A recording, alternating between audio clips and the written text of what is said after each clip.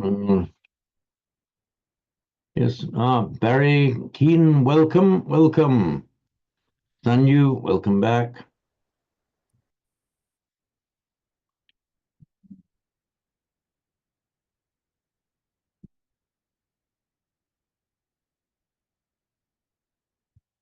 Just wait for the others to appear. Yes. Hello, Hello. Madeleine. Hello. Hello. Mhm.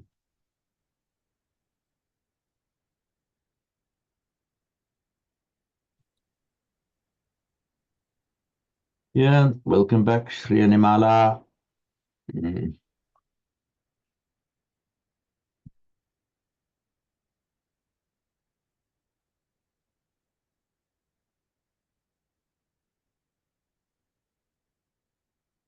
Lucy is joining us.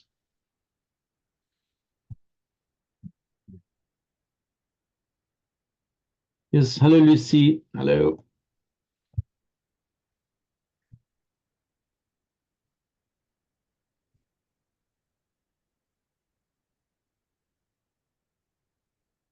So, Barry, I think you're new here. I don't recall having seen you previously. No, I am new. Yes. Okay, very good. You just Yep. tell us a bit about your previous experience with Sanskrit. I've read a lot of translations in the Mhm. past. I've been interested in Buddhism since I was a student in the 60s, and Oh, okay, same as me then. Yeah, right. yeah, I've Mm. just recently rejoined, after many years, rejoined the Buddhist Society and the Zen group, and I just thought I don't really want to learn Sanskrit as a language, but I want some familiarity with it, and Mm. what you're offering seems ideal for that. And also, I looked at one of your taster sessions on YouTube, and I was fascinated at the way you broke down the words into their parts and how that affected the meaning. So I thought that's interesting. So I'll give that a go. Well, excellent, Barry. Well, what you've said is music to my ears because that's exactly what I seek to do. Because in these texts that I've analysed, I of course do break down all the grammar. Yeah. But equally, I'm well aware that there are many, such as your good self, who don't necessarily want to climb the kind of long and difficult and rocky path simply to opening a book in Sanskrit and reading it, but with the who would find the breakdown of the individual words very useful. No, I am Um, interested in grammar. I mean, I'm interested in languages generally. I've learned mm, Japanese and a number of languages, and uh-huh, I'm interested in the structure of languages. I've done a course in linguistics as well. So uh-huh, I okay. thought, yeah, Right. Well, I hope you will find this entertaining as well as useful I'm sure I will. and Thank you. enhancing. Anyway, welcome, Barry. You aren't on my email list, obviously. So what I'm going to do, all of you get the regular. Oops, somebody's just joined us. You get the regular emails going out from the Buddhist Society, a reminder. But I send out hopefully very soon after each class, but always within the same week, just a breakdown of where we've reached and also any updates. Sorry, of the material I've prepared. I will send out. So I'm just going to share my screen. So if you just make a note of my email address, then just email me and ask to be put on the mailing list with all of the others. Thank you. Just going to share screen now.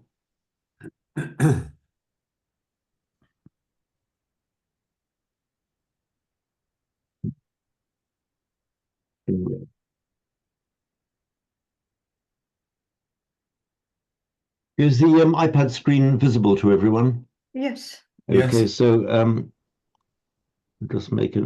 This is my email address.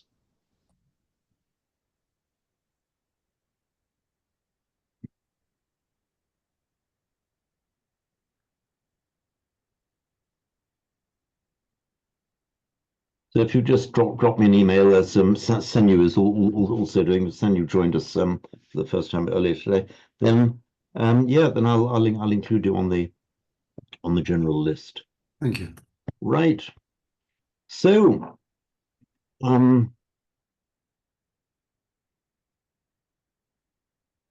today we will be starting on the Bhagavad Gita, chapter 2. You will have seen that I had a problem with my recording systems, which I mentioned in the email. I pressed a wrong button, and that wrong button had consequences, which meant that I had to stop. Anyway, it's all sorted out now. So at least we have the recordings of Bhagavad Gita 2:1 and 2 up, and the rest will follow hopefully soon. So as usual, I'll read it out. I'll call up the text. You can find it. Yeah.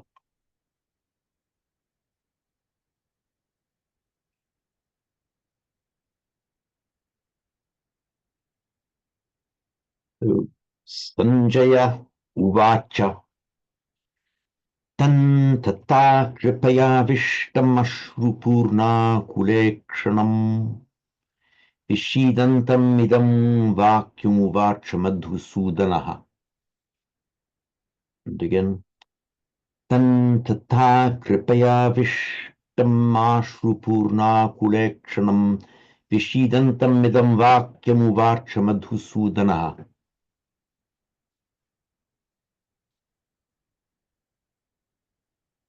So, Madhu, the subject of the sentence, Madhusudana, the destroyer of Madhu.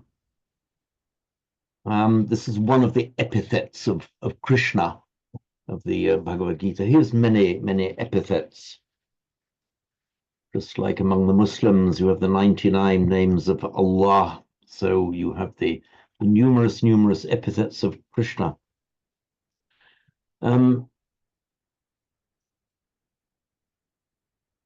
So Madhusudana is the subject of the sentence. So Madhusudana, Uvacha, said, from the root vach, cognate with our English word, from vach, Latin vox, the voice, la voce in Italian, and of course voice in English, la voix, French. So he spoke these words. So idam vacuum, incidentally, vacuum and uvacha are both from the same root vach. So vach is just the perfect tense, uvacha, said, and vacuum is a thing said. So spoke these words, spoke the speech, idam vacuum, the speech, uvacha. When you speak to somebody, in Sanskrit, same in Pali, typically the object of the person you're speaking to is in the accusative. That's why you have the accusative tam, him, tam idam vacuum avacha, to him these words he spoke. Now, the rest of it are a series of adjectives, compound adjectives. So kripaya avishtam. Kripa is, actually kripaya avishtam is not strictly a compound adjective. Kripaya, well, kripa means pity or compassion. Kripaya is the instrumental, so by compassion. Now look at avishtam. Avishtam is the idea of overwhelmed or overcome. And I'll explain the force of that word here. The root is vish, meaning to enter.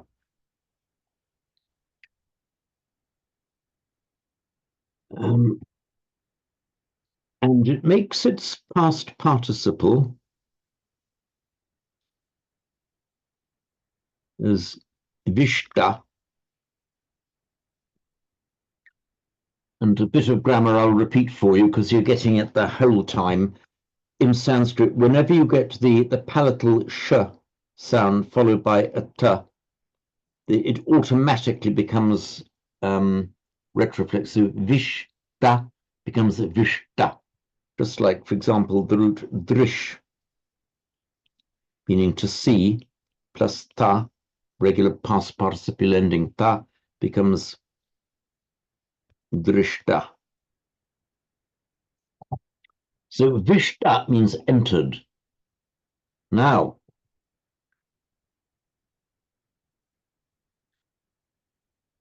the verbal prefix a often means, it always has a dynamic sense of movement, and it often means towards or to. Aharati takes towards oneself or brings. But it very often has what you might call almost an aggressive or hostile or something, a misfortune, something befalling you.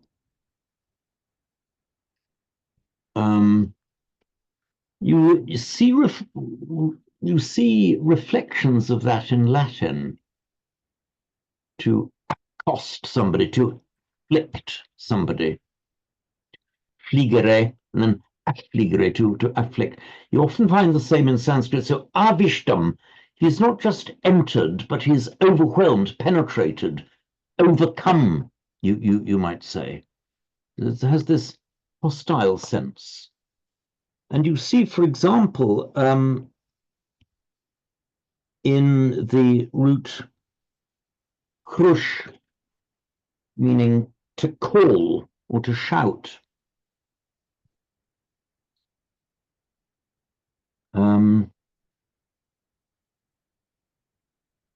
Incidentally, cognate with our English word cloak and the Greek krago, to shout.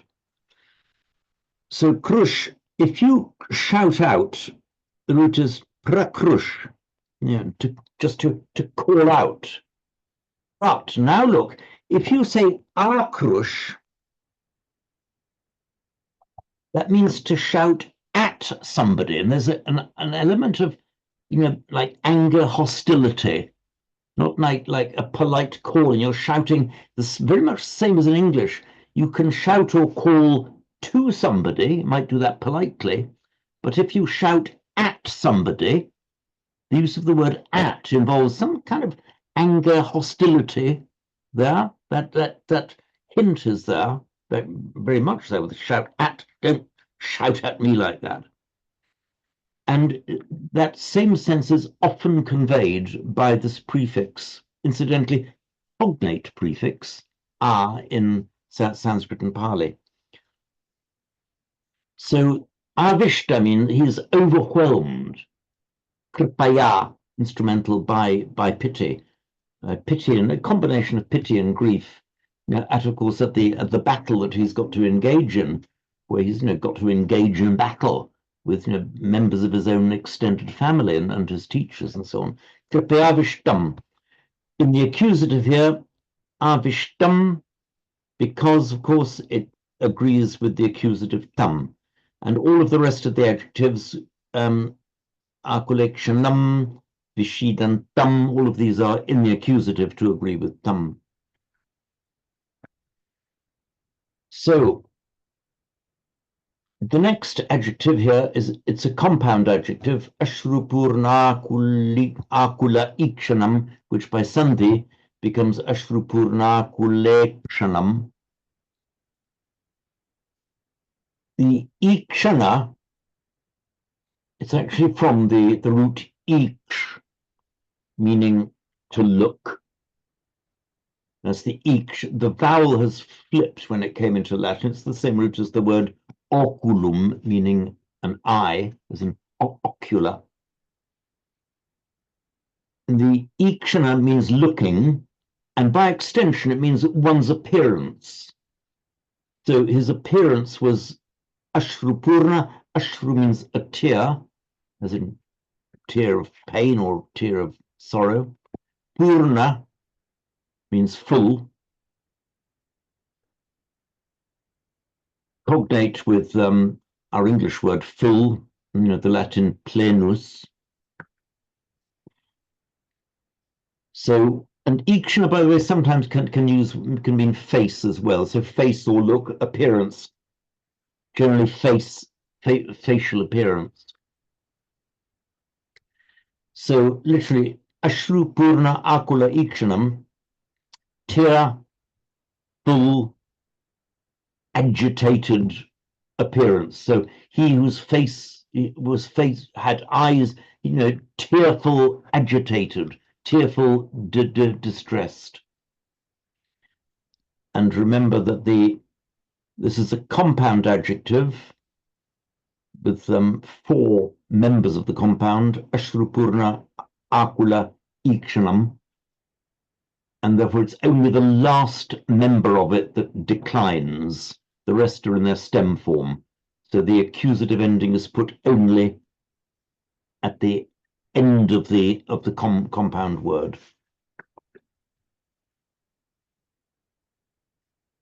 So Madhusudana addressed these words tam to him, kripaya avishtam, by Santi kripaya avishtam, overwhelmed or overcome by pity. Ashrupurna kulekshanam, of countenance full of tears and distressed. Vishidantam, despairing. This is the present participle, nominative singular, vishidan, accusative, vishidantam, again the accusative, to agree with the object of the verb. This tam just means him. Now, vishidantam, again, I'm sure I've explained this before, but I'll say it again. The root, the root sad with the prefix vi. Get the iPad up again. Yeah. So the root, it means despairing, broadly despairing, has the idea of kind of collapsing, falling apart. So root sad, cognate with the Latin sedere, English sit, and so on. Same root in the Slavonic languages, sedit and siest, but sad, to sit. It's slightly irregular in the present tense because it doesn't make sedati, but sidati. Just it changes the vowel from a to an e. So if you put the prefix vi in front of it, our separative prefix, the idea of separation, apart, it means something like sitting apart. So vishidati. Now this root, this verb sad, to sit, firstly it has the ordinary meaning of sitting, and direct like our English, just sitting. But it has an extended meaning. If you sit when you should be standing, it gives the idea of collapsing.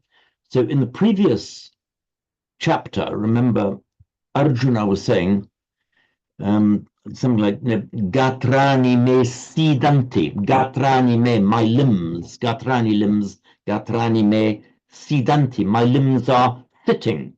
That means I should be standing in battle, but it means I can't support my own weight. So the idea then, there's a secondary idea of collapse.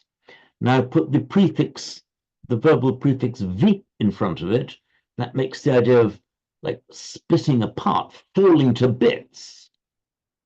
Often translated as despair, but it's more than just despair, which literally means losing hope, but just you're falling to bits, kind of mental collapse.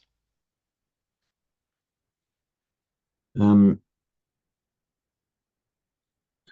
this word here just gives, I know you've heard it from me before, most of you, those who are new, this gives a really beautiful example of how by analyzing the root and the prefixes, it's just a boring old grammar, it brings the word to life. The prefix vi, the prefix vi, which we call the separative prefix, actually started life back in Proto-Indo-European times, as dwi.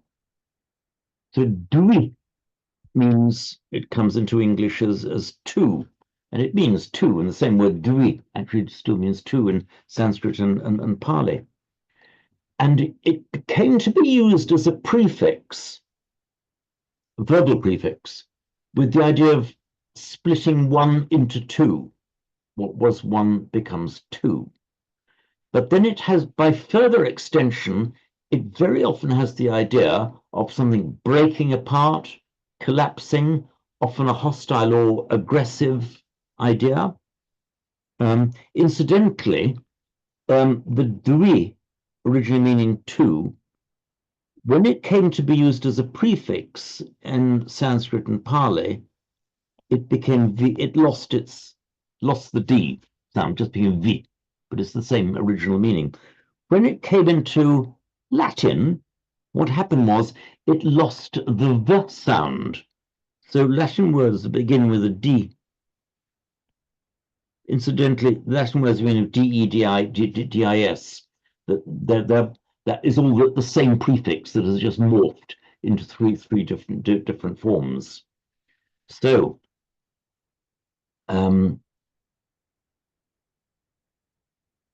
when we see these words dida and dis in English, they will often reflect this meaning of the V, to, the idea of a structure, to construct, and then to destroy means to unbuild.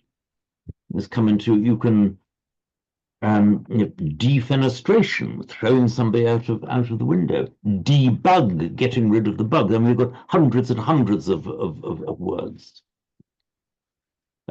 Defend means to push off, to hit away.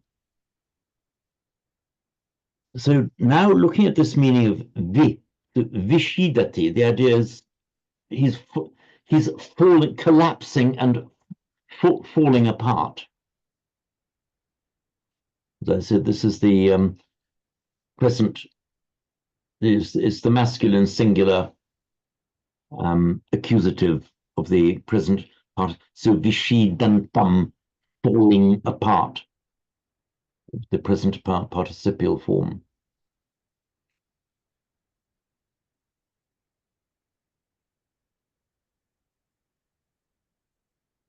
So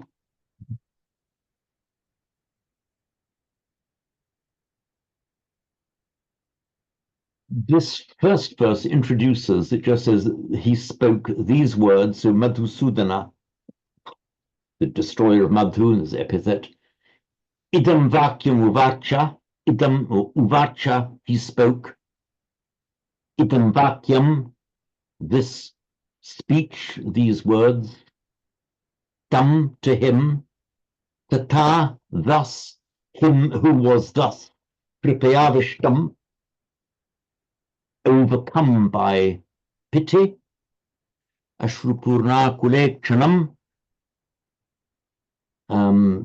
with eyes or his countenance, tearful, distressed, akula, vishidantam, despairing, or more than despairing, falling apart.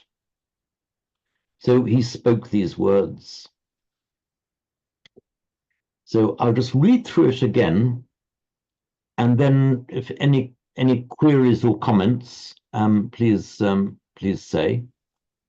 So Sanjaya uvacha tantata kripaya vishtamashrupurna kulekshanam vishidantam idam vakyam uvacha madhusudanaha.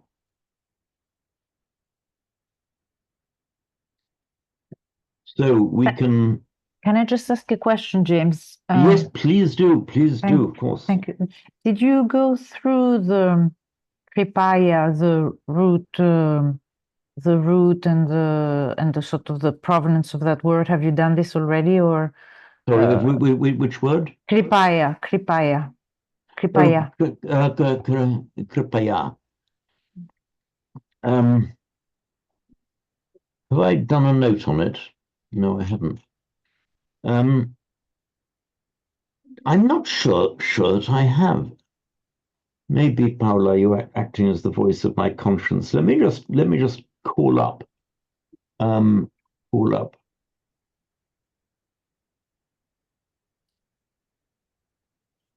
Sorry, I'm calling up the wrong thing there. Come on. A language. Just calling up. I do recall that it's one of those words, with most words, you can analyze them and get to a satisfactory thing, why it means that. But with kripa,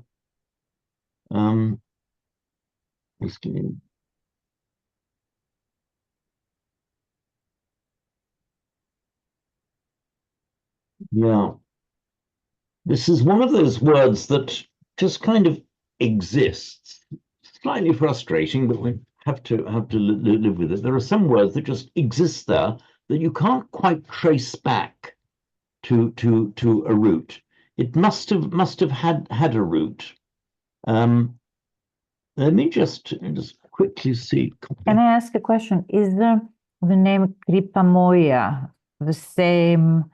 Does it come from this kripa and it means the compassionate one or something like that? So what was the word you said? Kripa? The name Kripamoya. I had a teacher who was called Kripamoya Prabhu, and I'm just wondering if it's the same root. That's Kripamaya. Was she Bengali by any chance?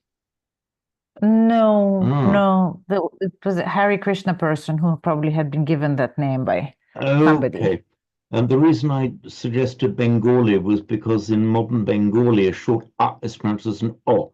And when you said Moya, that sounded like Maya. Yeah, it does sound like the same one. I'm just going to, I'll be right back to you with an answer to that question.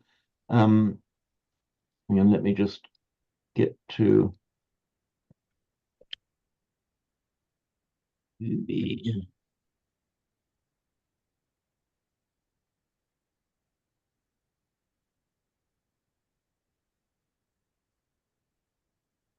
Oh, goodness me, I've actually, yeah, I see what I did. Yeah, I did look it up earlier, and I found rather more than I thought saw fit at the time to put in.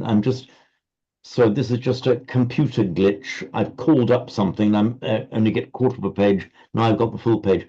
What I've called up here is, if you look up in the tab here, it's Pakorni.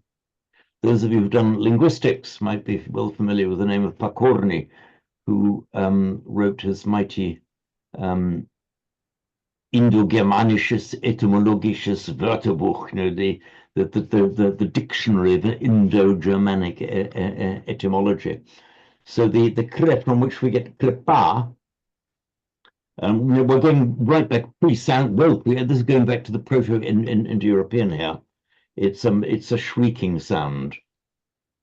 Seems to be the original Indo-European, and it's got pages and pages of it until it gets down to where it appears as oops, lost it, sorry. Lost it again. Computer's misbehaving slightly. Sorry about that. It's not doing it for me. So it's being very slow in responding. I don't know why. So it's a word that's going to come into it exists on its own in Sanskrit, as far as I can see, without any cognates within Sanskrit, and it seems to come from an ancient European root meaning crying. Now back to Paula's question. The answer is yes, it would be the same. Let me just get to too many things open.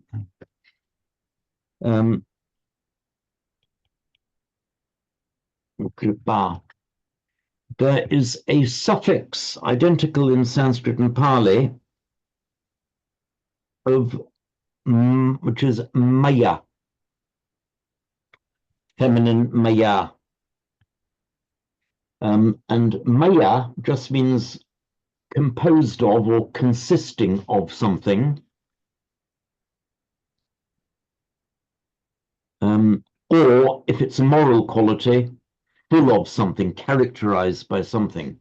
So, Paula, the word kripamaya or kripamoya, which is how the Bengalis would pronounce it,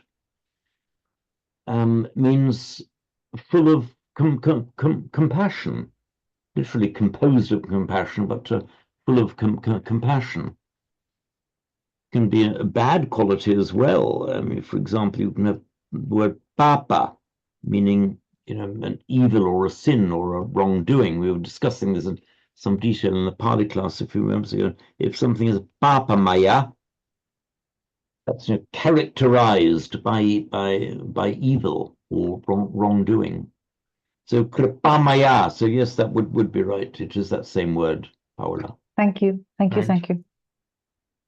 James, can I add something here, please? Yes, please, Madeleine.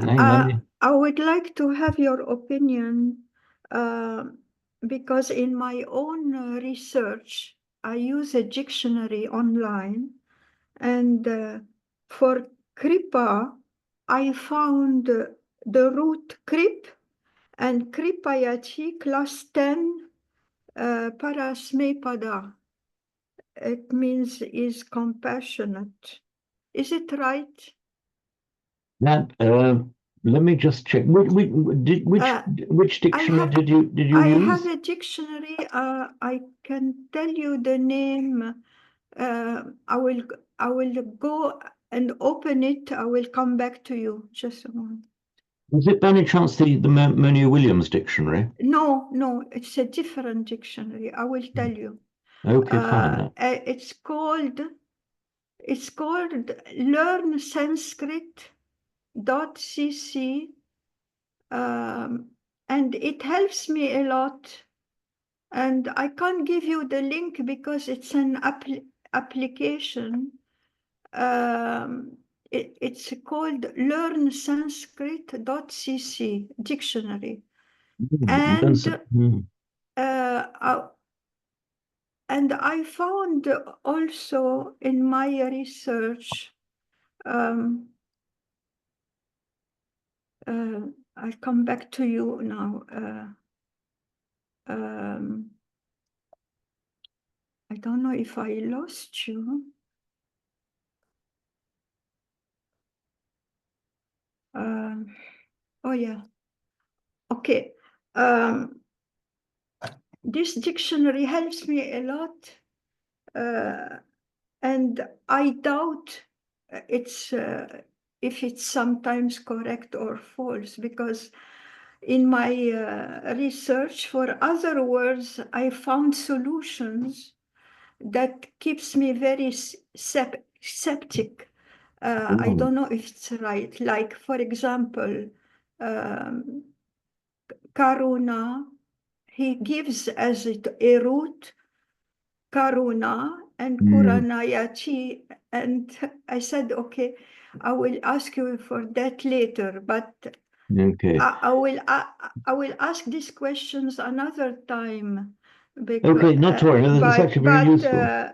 I'm just mentioning to you what I found in this dictionary. Okay, so learn Sanskrit. Class 10. So learn Sanskrit dot. Learn Sanskrit dot and then CC. CC. Yeah, as in, if I find the link on internet, I will send it to you by email. Okay, but yes, please do, Madeleine. But now it's not easy for me because it's an application that I Okay, open. not to. I'll see if I can find it afterwards. So actually, what's happened now? I have just discovered, to my embarrassment, that actually the Monia Williams, which is our first go-to dictionary for Sanskrit, does actually give the root krip, the kripate, which clearly is cognate with the route I just earlier showed you, Proto-Indo-European route from Pakorni, the idea of mourning or lamentation. So you're mourning or pitying or grieving over someone. I failed to put that in the notes. So what does the root look like? The root. Sorry, silly me. I hadn't shared screen. Here we are in the shared screen. The krip. And it's a class 6 verb, so the stress is on the kripate. If it were a class 1 verb with karpati or karpate, class 6 kripate.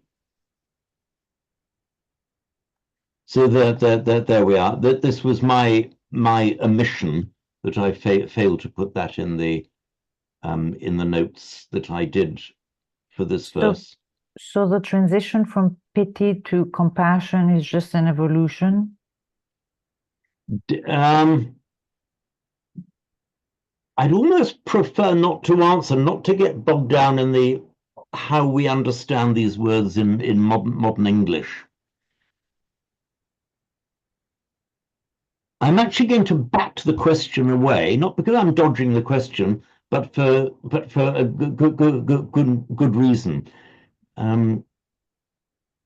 The good reason, I hope it's a good reason, I think so anyway, I will leave it to you to judge of that, is that we have these words in Sanskrit, and we have these roughly equivalent words or words within the same semantic framework in English. And should we then say, well, pity, and then as an evolution from pity to compassion, what we're at risk of doing there is just to slide back into how we understand these words as 21st century speakers of English. So I always sound the caution. We're using the medium of English now to explore and analyze these texts, but be wary of sticking yourself to a particular word, a particular translation of it. So it carries that broad range of meaning. Just think of what Arjuna is going through at that moment. His duty, his bounden duty as a kshatriya in battle is to fight the opposing force.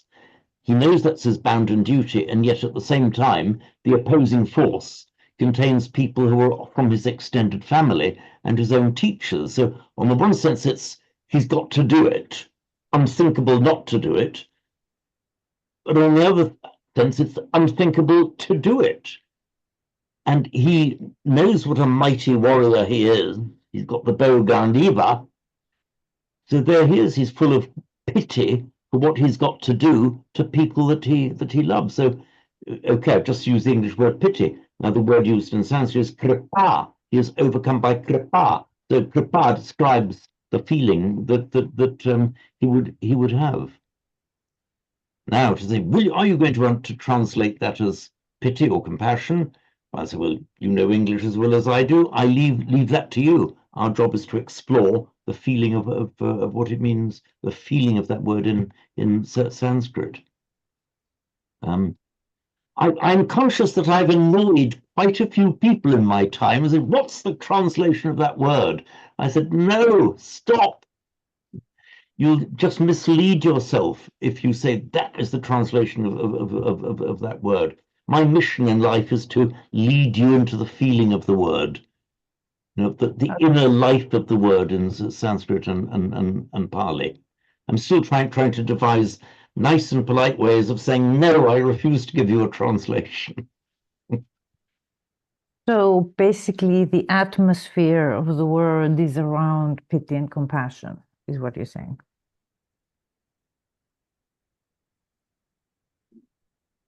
I'm just going to be careful about words being put into my mouth that I didn't say. I would say that the words pity and compassion, using those English words, are pointers, they're indicators of the semantic range, the overall range of meaning of what we're talking about.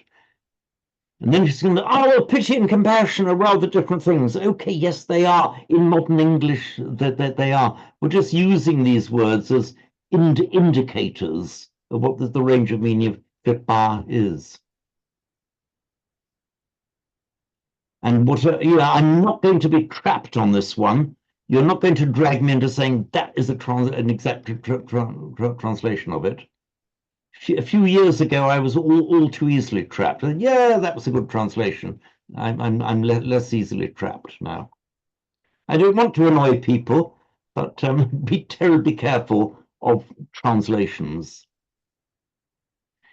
If you completely relied on translations anyway, none of you would be bothering to be here anyway. Our entire mission, what we're doing here, is getting inside the language and seeing it from the inside. I hope I haven't annoyed you, Paola.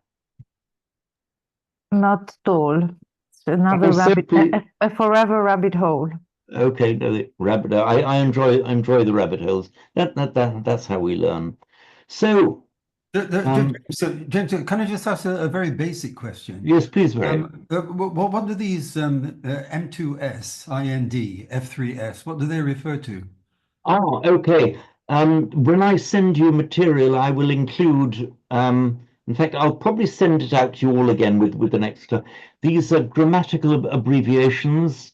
And let me just turn something up. Oh, where's it gone? Oh, so I see. The M2S is masculine, second case singular. Yeah, and I'm just sharing now this document, inflection markers. When I do don't bother to write it down. When I send out the group email after this session, I probably will get round to doing it tomorrow morning. I might not get round to it this afternoon. I will send you this document, which just explains. This is many of you have had it. This is just a new version I've done. Right. That just explains what these things are. So M2S is masculine, second person singular. Is that right? Oh, no. Oh, okay. What happens is, the classicists among us used nominative, accusative, genitive, dative, ablative, and all that kind of thing. When we're talking about when Western grammarians are talking about the cases in Sanskrit and Pali, again we talk about nominative, accusative, and using the same order, the Sanskrit order. It's nominative, accusative, instrumental, dative, ablative, genitive, locative. These are words that we use from classical grammar. In the system, the native Sanskrit grammatical system, they just number the cases 1 through 7. And that's the system that I've used here. You see where in this table, 1, 2, and sometimes they use 8, vocative, but 1 to 7. These nominative, accusative, instrumental, dative, ablative, genitive, locative. Yeah, I've got it. Thank you. Right. Yeah. So when you see the M2S, that's masculine, accusative, singular. Yeah. The ones for the verbs are a little bit more complex because you get things like aorist subjunctives. Don't worry about things like aorist subjunctive. It occasionally appears in the Vedas. It's even fallen into disuse in classical Sanskrit. I just put them all in for the sake of completeness. Anyway, I'll send you this send you all this updated version with the forthcoming email. So I'll read it through once more, then we'll take any questions, and then you can, those of you who wish can have give a recitation of it. So Sanjaya Uvacha.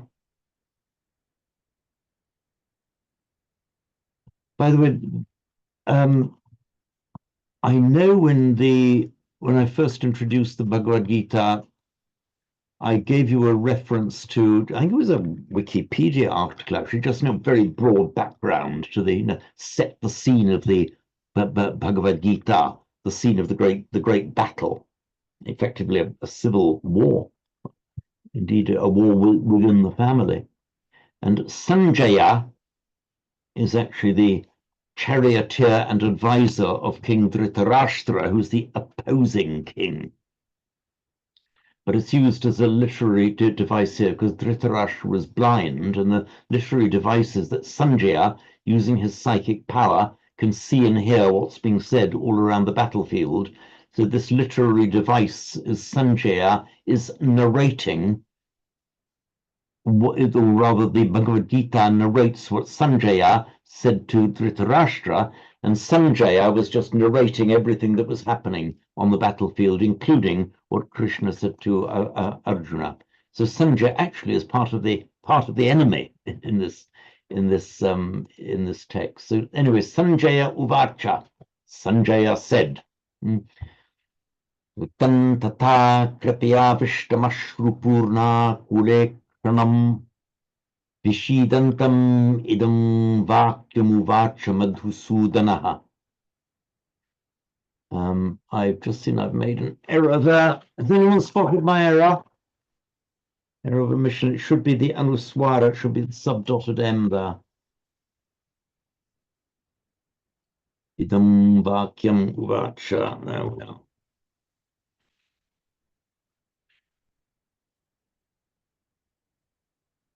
Right.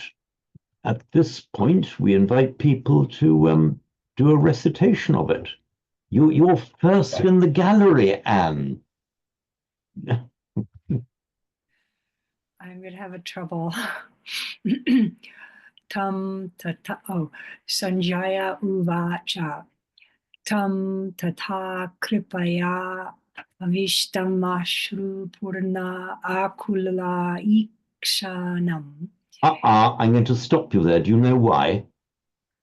Because you're reading from the easy one where I've divided up the words. You can say Avishtam Ashru Purna Akula Ikshanam. Yes. I'm being cruel. I know I'm being mean and cruel to you, but this is just breaking up the words into its component parts for ease for students. It's like this Ashru Purna Akula Ikshanam. Okay. Tam tata kripaya vishtam ashu purna kulekshanam. That's it. You see, it wasn't so bad off. That came out really nicely, Anne. It did. Okay. Thank you. Vishidan tam idam vakyam uvacha madhusudanaha. Very nice. Very nice.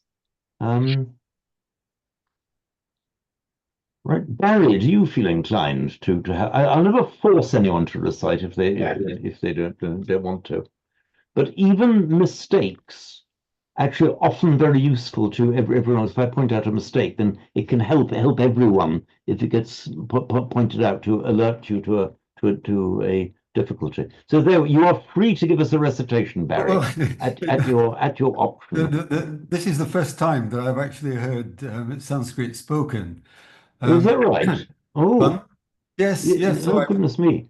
But I've from what I've heard, tam tata kripaya vishtamasrupurna kulekshanam vishidantamidam vakyamu vacha madhusudanaha. Barry, yeah. You just said to me it was the first time you'd heard Sanskrit spoken. I have to say that I find some difficulty in believing that because that came out rather skillfully. Well, this is seriously the first time I've ever heard spoken. But I have learned a lot of languages, so I'm used to sounds. But I don't know how well that was. I don't know whether it was accurate or not. I've just listened to what you said. It was pretty creditable for in fact very creditable indeed for first attempt. Thank you very much. For somebody who can learn Japanese like you, I wouldn't have thought Sanskrit would hold too many fears and difficulties. Well, what I've noticed already, there are lots of similarities with other languages, German and Latin, and it's interesting to see the links. Yeah, and there are so many words. I mean, I'm on about this the whole time in these classes. There are so many words that we don't know it, but we're using the words in modern English. But if you just trace it back a little bit, take up a couple of the raps, and there we are. You find these identical Proto-Indo-European roots, and it's often even closer in say from English to Indo-European, and even closer English to Sanskrit. And you get some very, very regular phonetic mutations that are useful to know. I'll just give you a couple of examples now. And it's happening the whole time.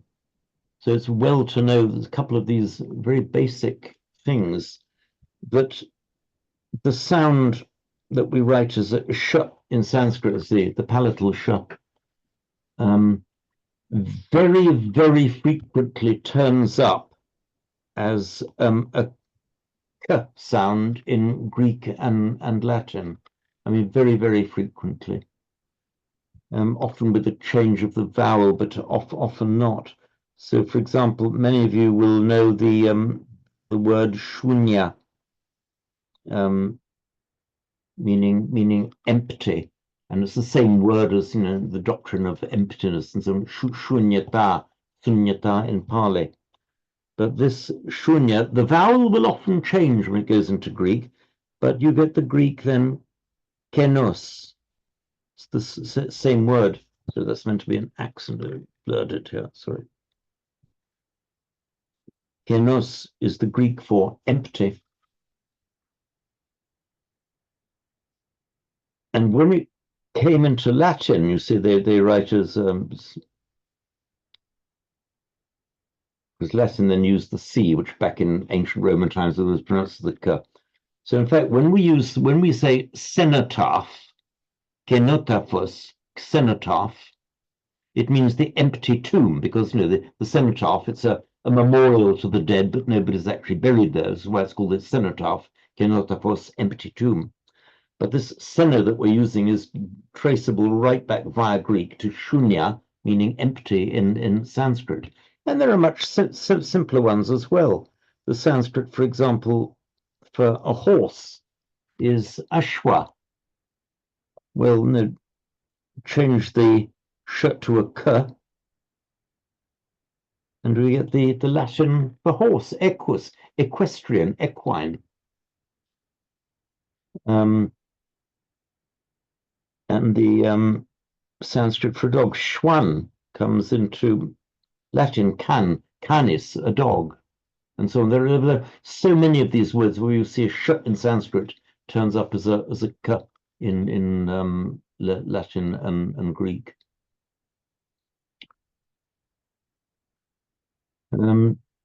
So yeah, sorry, that was another little rabbit hole. But anyway, back to where Sorry, we were. for Sunya, did you say that the S often transliterates in a K or a C? I missed what you said. Yeah, I did. Yeah. So Okay. very often, is my iPad visible on screen? Yes. Okay, good. So very often the sound, the sh in Sanskrit, very frequently turns up as a k. The Greek, kappa, and the Latin letter C. Another one, for example, is the root nash. Sorry, iPads, come on, iPad.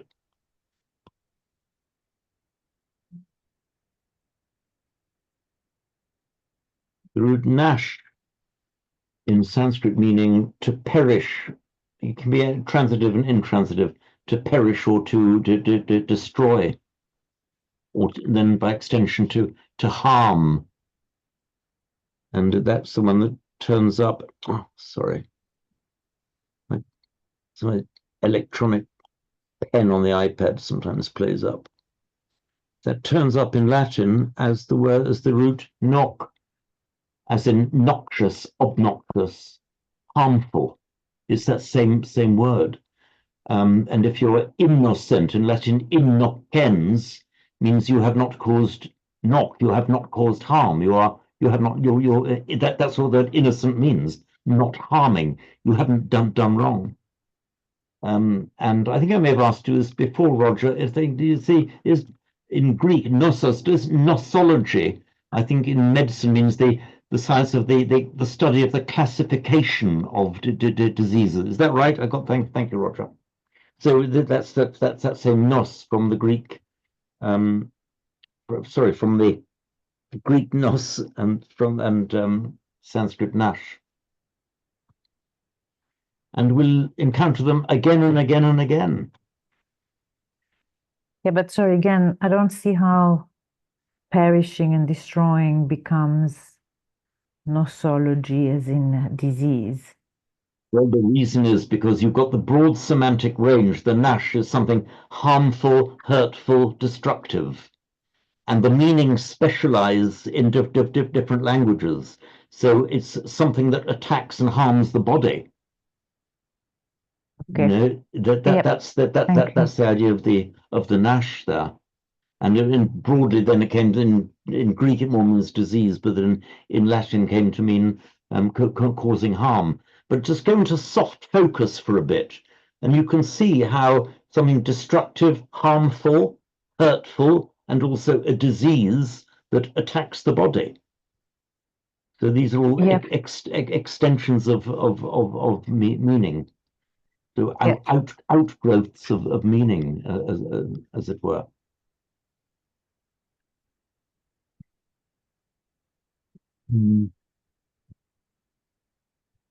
And you find them even in the most basic areas. For example, the root, the bhu. The root bhu means be. So we have from the Sanskrit, it is, he, she, or it is, bhu bhavati. But that bhu comes into English as be. And it's the same root that comes into Greek as in classical Greek it would be pronounced pu, but in modern Greek phi. And that's where we get the word physics, physical, physics, the idea of that which materially is. So you can see the meaning has morphed from simply meaning to be, and has become more specialized in Greek.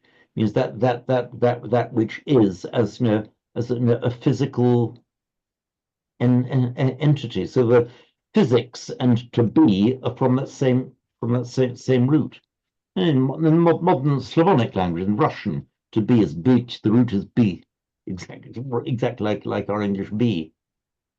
Pronounced slightly differently, it's Russian, but it's that same root. Sorry, James. What bhavati? What does that mean? He, she, or it is. All right, thank you. It's just the way you make the present tense from bhu bhavati. It's actually a regular way of forming the present tense from the root bhu. Thank you. You often find that the ending ati, cognate to the Latin either at or et or it, is the third person singular. And just as you tend to find in Latin, the third singular ends in a T, whereas the third plural ends in an NT, exactly the same in Sanskrit, bhavati, bhavanti. And gacchati, he sure goes gachanti, they go. That's interesting, thank you. Mm.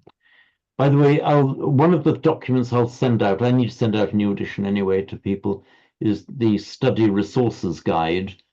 And in the Study Resources Guide, you will find a large amount of video material taking you through grammar, exercise books, and grammar books. But I don't know how many it is now, somewhere between 300 and 400 videos I've done that with links to them all in the Study Resources Guide. So if you do want to study grammar, it's all there. Another basic question. Sorry about all the basic questions. No, not at all, Barry. You're very welcome. The tick in front of bhu, does that indicate a root? Oh, sorry, it does, yeah.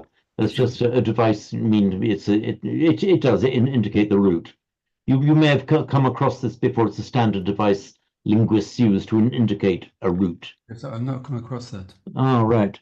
So, for example, just taking a very common Latin verb, amare, to love. A grammarian would write the root of that is just am, Yeah. which doesn't exist as a word of the language on its own. It's just the root from which the other parts of the verb are built up. Yeah, got that. Thank you. And we deal with roots a lot. Because that's one of the central tools that we use to explore the meaning of them. What is the meaning? What is the underlying meaning of the root? And then what are the extended meanings out of that root, particularly with the different verbal prefixes that we have? Like we looked at earlier, the root vish, where the basic meaning is to enter, and you can make so many derivations, sometimes very subtle derivations from that root. One of my favorites, you see, to show derivation is the root va. Now, you can make a verbal noun out of that. Va means to blow. That's the basic meaning of the root. Blowing as in the blowing of the wind, blowing of any air. And it makes the verbal noun vana. But and if you put in front of it the prefix nir, the nir means out. So nirvana literally means blowing out. That's the original root meaning of that word. So it didn't start off as anything spiritual at all. It's just the ordinary word used as you were blowing out a candle, blowing out a lamp. Now, entertainingly, so that kind of goes some way to explaining nirvana, but vana, blowing, it turns up in Latin as ventus, the wind, as in ventilate. So the vent in ventilate and the vana of nirvana are from that same root. So in the ventus, then in modern Italian il vento, modern French le vent. That's fascinating. That's fascinating, James. And equally, through the Germanic line, we have our word wind. So our modern English word wind, and the Latin ventus, are closely cognate words, closely related to this ancient va and nirvana. James, just since you are in this rabbit hole, will you remind how this the meaning of nirvana came from blowing out? I mean, how does it evolve to mean what it means today? Yeah, it means the blowing out, the extinction of everything, the defilements, everything that is negative, everything that is composed of the three poisons, everything that is lobha, greed, dosa, ill will or hatred, moha, delusion. So it's expressed, like so much of Buddhist teaching and Hindu teaching, is expressed in a negative form. So in other words, it's sort of saying nirvana. I'm going to describe nirvana for you. Well, the Buddha never did that. He was doing it by the via negativa. He was describing it by it's not that, it's not that. So the nirvana itself has a kind of a negating implication. It is the blowing out. It's the position that you're in when all of the evils of the human condition have been conquered and extinguished. So that's how nirvana came to have that meaning. Thank you. And nir, you said, means what? I'm sorry, say again, I didn't catch. What does the word nir mean, the suffix nir? I'm sorry, that maybe it didn't come through clearly, Paola. Sorry, what does the suffix nir mean? Oh, no, sorry, the suffix nir. That just means out, Okay. or without. And so like going out, he goes out, nirgachati, for example. Even just going out of a room, nishkramati. So it's used as a verbal suffix, verbal prefix rather. The idea of motion out of something, And also, when in front of a noun, it can mean you are without that thing, free of that thing. For example, there's the word mala, which means dirt or a stain. And if you are nirmala, it means you are immaculate, stainless, pure, without mala, without stain. And in fact, it's a name used in modern India. You see people being called Nirmal, for example. In Sanskrit, Nirmala, but in the modern languages of northern India, the final a drop, so they would pronounce it Nirmal, which means spotless, stainless. So here we see from this that nirvana has a very ordinary, everyday physical meaning, like the everyday act of blowing out a lamp. Is the near relevant in the word nirmanakaya? Nirmanakaya. It is, yeah. Nirmana literally means measuring out. Right, thank you. Yeah, so it is that same. It is that same one. James, Yeah, Roger. do the prefixes nis and near mean the same? Does it depend on the letter that comes after? Yeah, it shows. Okay, we're into a bit of Sandhi here. Okay. You are going to find it.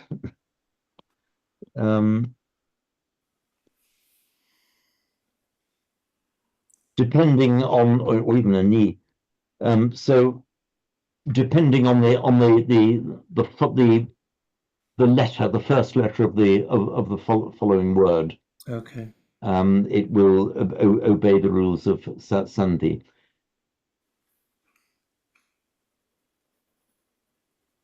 It would be too long and boring to go into them all now, but they are.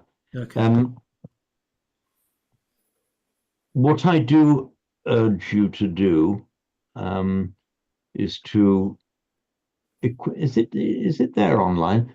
Is the Macdonell's Sanskrit Grammar for Students used to be there online? I can't have it online. I tried so many times. Yeah, I know it used to be available online and a very easy to look up. You just call it up, then you type in which paragraph number you wanted, and up it would come. But sadly, I can't find it online anymore as well. I know that some of you, well, at least one of you, I know Roger has Roger is holding it up. So, a Sanskrit Grammar for Students by A. Macdonell. James, there's a big fat grammar that's now I've seen in shops by Maurer, Maurer. Do you have any knowledge of that? A big fat grammar you've seen in shops? Yeah, in foils, for example. Oh. I think it's called the Sanskrit language, and the author is Maurer. Maurer. I just wondered if you had any knowledge of it. No, but this sounds jolly well sounds like the kind of thing I ought to have knowledge of, and I will immediately proceed as soon as I have a moment, probably tonight or early tomorrow morning, to check this out. It's about £70, actually. Well, I hope it's worth it. So Maura or Mora, I will check that. Thank you for letting me know. Is it a reference grammar? Yeah. As opposed to a course of lessons? No, it's got exercises. Right. It's got exercises, but I think you could certainly use it as a reference grammar. Right. Well, thank you for telling me that, Roger. I will check this out. I feel uncomfortable that these things have come into existence and have escaped my attention. It's the kind of thing I feel I kind of have a duty to know about. Anyway, thank you for that, Roger. I will check.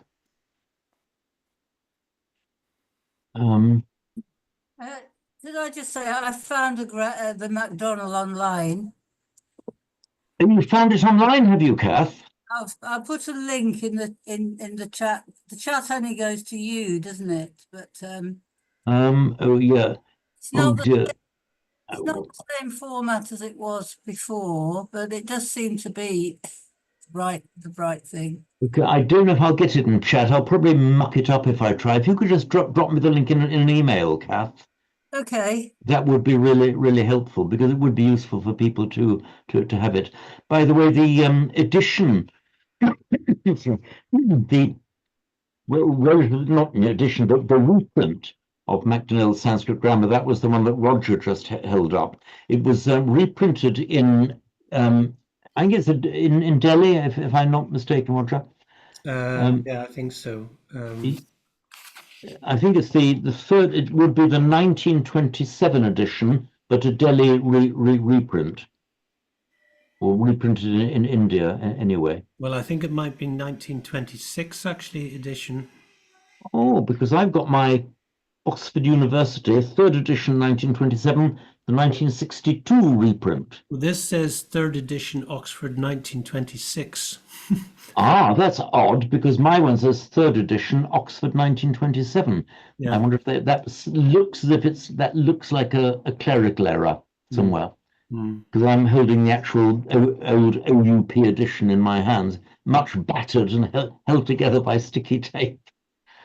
But one very good thing about this reprint is that you do sometimes find that these reprints are in rather blurred print. But this reprint, and I do have the same edition also that Roger has just shown us, is that very crisp and clear. It doesn't look like a cheapo reprint. So a Sanskrit grammar for students.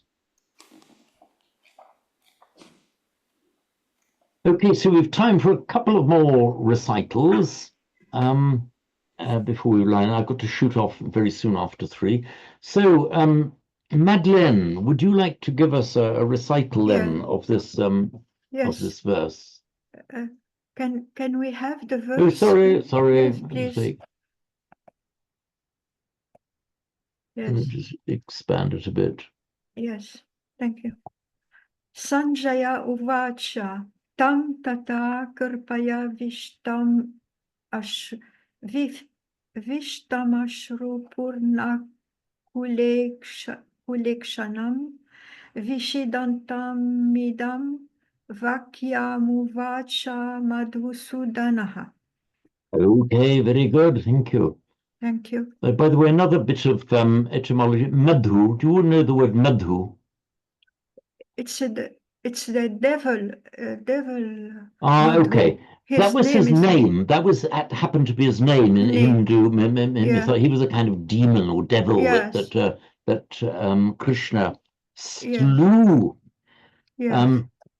In fact, it means honey. I don't know why this particular devil was called honey. Somebody must have loved him. Anyway, madhu, and also comes into English as mead, as in mead, as in the honey wine. And in Russian, it's myod, meaning honey. In fact, the former president before Putin was Medvedev, which meant medved, honey eater, which is the word for their word for a bear. So that this madhu is that same word. Right, we can have just a couple more. Srinimala, would you like to Yes, please. pronounce the Sanskrit in your beautiful Sri Lankan way?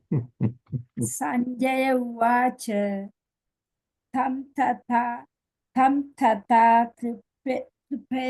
Vistam Asrupurna Kulakesham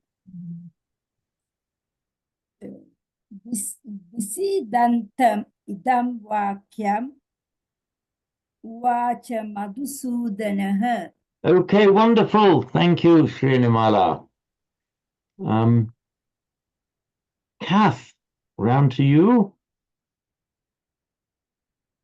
Before Kath starts, I should tell you that we've got some serious trained chanting here. So just bask in it, listen well to Kath. I wish I could do it like Kath.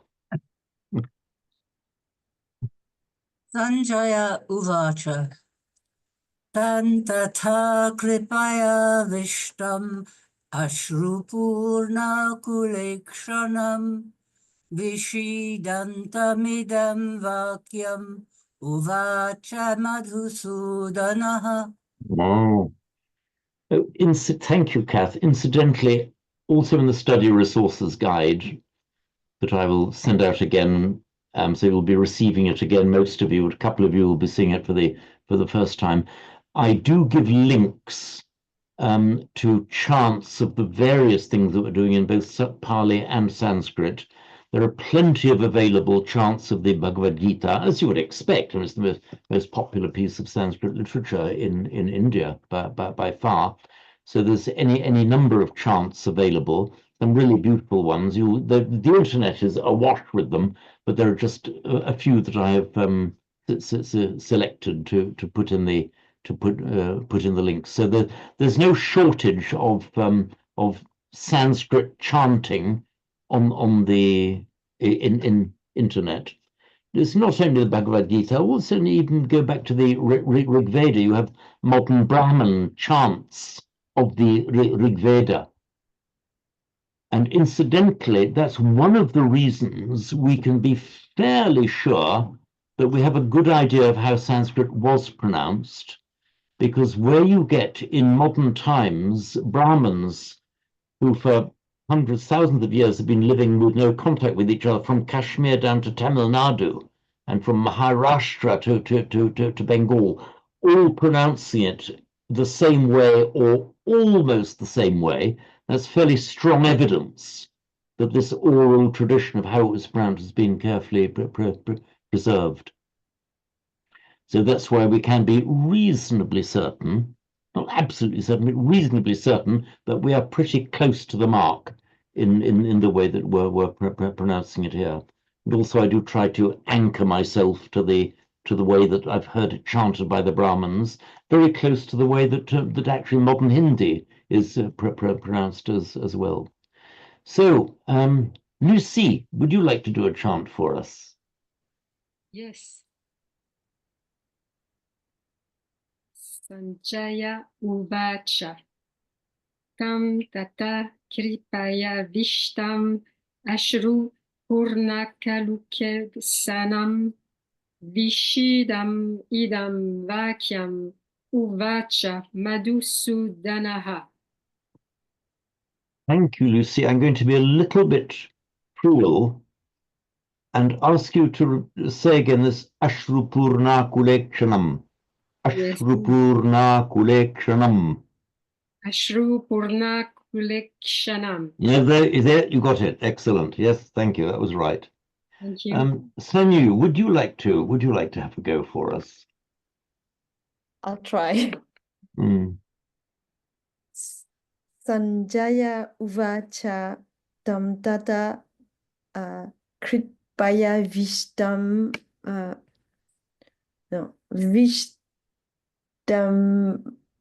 Vishtamas Shru